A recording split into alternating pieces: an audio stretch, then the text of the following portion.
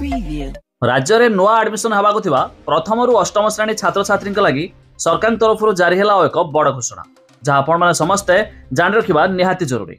तेज बदल स्कूल पिला सिलेबस आसतु संपूर्ण अपडेट जाना ता पूर्व वीडियो को लाइक करूँ सब्सक्राइब कर नथिले एबे सब्सक्राइब करी पाखर थिबा घंटी चिन्ह को दबाई दिंतु। देखंतु राज्य में बदल स्कूल पिला सिलेबस प्रथम रु अष्टम श्रेणी जाए बदल सिलेबस 2026-27 शिक्षावर्ष में लागू हेब नुआ पाठ्यक्रम एने सूचना देइछंती विद्यालय और गणशिक्षा मंत्री नित्यानंद गंड।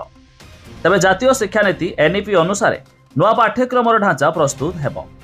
नुआ सिलेबस रे भाषा संस्कृति और ऐतिह्य को अधिक गुरुत्व मिलिबो बोली मंत्री नित्यानंद गंड सूचना देइछंती। सेहिपरि स्कूल पिलांको एडमिशन को नैथिबा द्वंद्व दूर करिसेंती विद्यालय और गणशिक्षा मंत्री नित्यानंद गंड।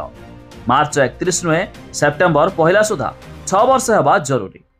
से कहिसंती केंद्रर नियम अनुसार 31 मार्च सुधा पिलांकु 6 वर्ष हेले एडमिशन नै पारिबे, किंतु ओडिसा रे एही नियम को कोहळ करायछि। मार्च 31 नुहे सेप्टेम्बर 1 सुधा 6 वर्ष हेले स्कूल रे नाम लेखाई पारिबे। केही पिला जेपरि पाठपढ़ारु वंचित न हुअंती से नै व्यवस्था करा जाउथिबा मंत्री कहिसंती।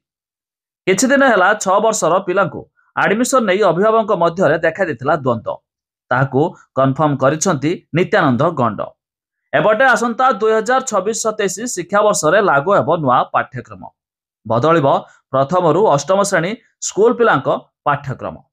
तेबे आपण माने केउ जिल्लारू वीडियो देखुचंती ता निहाती कमेंट करी जणाइबे। अधिक जानिया पई हमर वेबसाइट रो लिंक डिस्क्रिप्शन रे दिया जायछि, आपण माने जाई मध्य चेक कर दे पारिबे।